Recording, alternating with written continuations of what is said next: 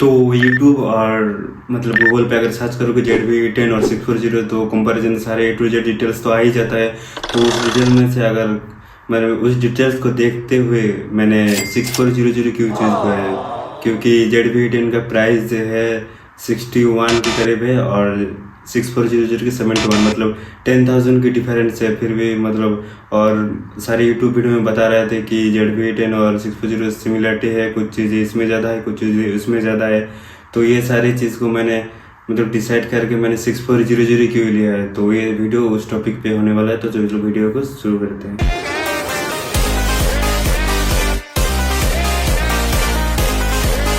तो कुछ चीज़ें ZV-10 में अच्छा है, कुछ चीज़ 64 में अच्छा है। तो ये दोनों में से मुझे कौन सा अच्छा लगा, मतलब 6400 में क्या अच्छा लगा, इसलिए मैंने वो लिया। तो ZV-10 में iOS रेंज मतलब कम है, तो 50 से है 51 की, और 6400 में है 100 से लेके मतलब 1 लाख के ऊपर है। तो सोच रहे हो iOS रेंज ज़्यादा है, मतलब लो लाइट परफॉर्मेंस भी ज़्यादा।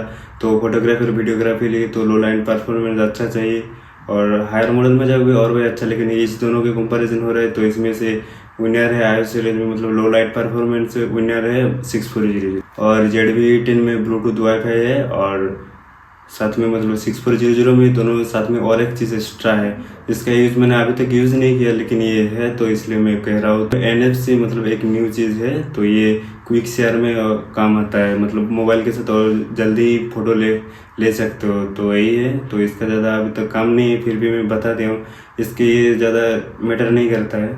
और ZV-10 में ओनली 1 कस्टम बटन है, और 6400 में 3 कस्टम बटन है। तो आप प्रोफेशनल फोटोग्राफी के लिए कस्टम बटन ज़्यादा ज़रूरी है, क्योंकि जितना कस्टम बटन ज़्यादा रहेगा तो उतना आपको मतलब काम में मतलब कोई भी आप स्विच कर सकोगे जल्दी से। मतलब जिसको आप ज़्यादा ज़रूर यूज़ करते हो उसको उसमें सेट कर दो, ताकि वो अच्छा रिजल्ट जल्दी आपको रिजल्ट मिल सके।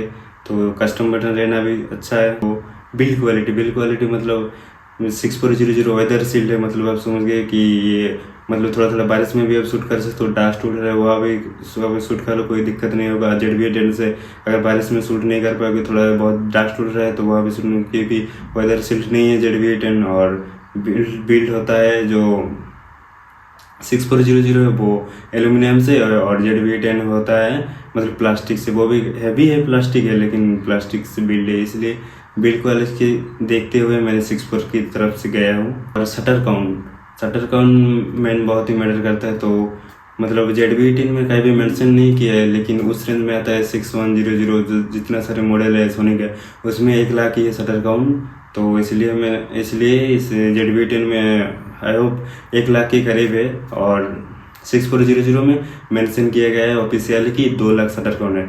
तो शटर काउंट ज़्यादा मैटर नहीं करता, क्योंकि अगर अच्छे से यूज़ करोगे तो 2 लाख के बाद भी अगर आपका अच्छे फोटो आएगा, अगर कैमरा को आप अच्छे से रखे हो। और ZV-10 में भी 1 लाख से ऊपर खींच सकते हो, ये कोई ज़्यादा मतलब बड़ी बात नहीं है। तो चलते हैं नेक्स्ट पॉइंट की तरफ। ZV-10 और 6400 में डिफरेंस चलती रही, तो उससे बीच में थोड़ा दोनों में क्या क्या चीज़ कॉमन है वो भी थोड़ा बात कर लेता हूँ।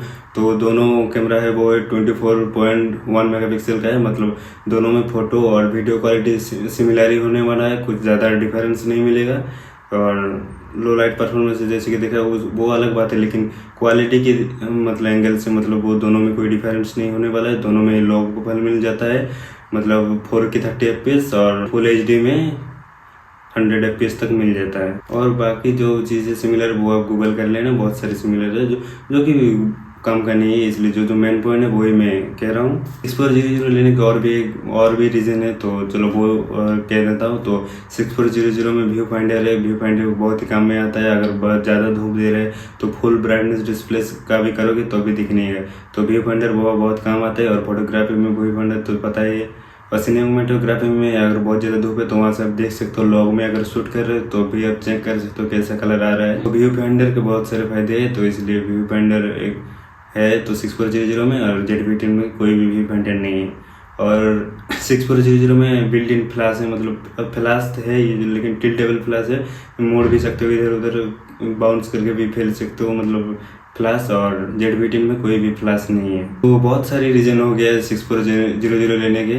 तो ZV-10 में भी कुछ खास चीज़ें मतलब इससे अच्छा है, सिमिलर चीज़ को मैं नहीं बोल रहा हूँ ज़्यादा। तो जो चीज़ अच्छा है ZV-10 में वो भी सुन लो, ताकि वो चीज़ किसी को नीड हो तो वो ले सकते हैं। तो ZV-10 में स्टेबलाइजेशन है, तो मतलब बॉडी में स्टेबलाइजेशन नहीं है, वो सॉफ्टवेयर के थ्रू स्टेबलाइजेशन होता है, तो थोड़ा क्रॉप होता है, लेकिन स्टेबलाइजेशन है जो 6400 में नहीं है। इसलिए मैंने एक साथ में RS3 मिनी गिम्बल भी लिया।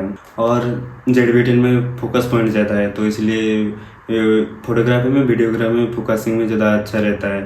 और ZV-10 basically blogger content creator के लिए, इसलिए ZV-10 का माइक भी अच्छा है और ऑटो फोकस तो बोला है वो अच्छा ही। ZV-10 में हेडफोन जैक है और 6400 में नहीं है। तो हेडफोन जैक है बहुत, मुझे उतना काम नहीं है, लेकिन हेडफोन जैक बहुत ही काम के आता है। अगर शॉर्ट फिल्म टाइप के कुछ शूट कर रहे हो तो वहाँ पर जी पे वॉइस की ज़रूरत होता है, सिनेमेटिक वीडियो में नहीं रहता है। तो और इंट्रोडक्शन पॉडकास्ट वीडियो जैसे होता है, उस टाइम में अगर देख लो कि साउंड नॉइज़ नहीं आ रहा है तो वहीं पता चल जाएगा, बाद में देखने से पहले वो हेडफोन जैक से आप सुन सकते हो क्या नॉइज़ आ रहा है क्या नहीं। तो मेन आता है जो बहुत सारे कंटेंट लेता है ZV-10, उसका डिस्प्ले जो रोटेटेबल है, सामने देख सकते हो, ब्लॉगिंग अच्छे होता है। और 6400 में ज़्यादा टिल्ट नहीं होता है, अटक जाता है, हाफ दिखता है, तो वही प्रॉब्लम होता है। तो मैं बेसिकली सिनेमेटिक वीडियो लेना, मतलब मैं खुद का तो नहीं ज़्यादा यूज़ करूँगा, वैसे कि सिनेमेटिक वीडियो खुद से तो नहीं होता है, मतलब दूसरे का शूट करूँगा गिम्बल लेके, तो स्टेबलाइजेशन में भी प्रॉब्लम नहीं है। और डिस्प्ले में मैं अच्छे से मैं देख पाऊँगा कि कैसे शूट आ रहा है। मैं तो ब्लॉग नहीं करने वाला हूँ कि ताकि मुझे मैं देखना पड़े, इस टाइप के वीडियो में देखना ज़्यादा ज़रूरत नहीं है। तो जितना भी हाफ होता है टिल्ट उसमें से मैं देख लूँगा। और ZV-10 में ब्लॉगर के लिए है, इसलिए कुछ स्पेसिफिक है, जैसे कि ऐसे हाथ अगर कुछ प्रोडक्ट रिव्यू मूड है तो जैसे प्रोडक्ट लाओगे तो प्रोडक्ट में आ जाएगा, तो उससे वो कोई काम का नहीं है अभी मेरे को, तो इसलिए मैंने नहीं गया ZV-10 की तरफ। ZV-10 होता है मतलब जो ब्लॉगर है, ऐसे यूट्यूब वीडियो कंटेंट क्रिएटर है, इस तरह पे जो है, अगर बजट भी कम है तो आप ZV-10 ले सकते हो, साथ में एक अच्छा लेंस भी हो जाएगा इस बजट में। और ऐसे प्रोफेशनल कुछ काम करना है, फोटोग्राफी, वेडिंग मतलब मिड रेंज का, तो आप 6400 तक जा सकते हो। और भी अगर कुछ डाउट रहे किसी टॉपिक में, अगर नहीं बोल पाए वीडियो में, तो वो भी कमेंट कर देना। तो मिलते हैं अगले वीडियो में। तो वीडियो थोड़ी भी अच्छी लगे तो लाइक कमेंट सब्सक्राइब कर ही जाना।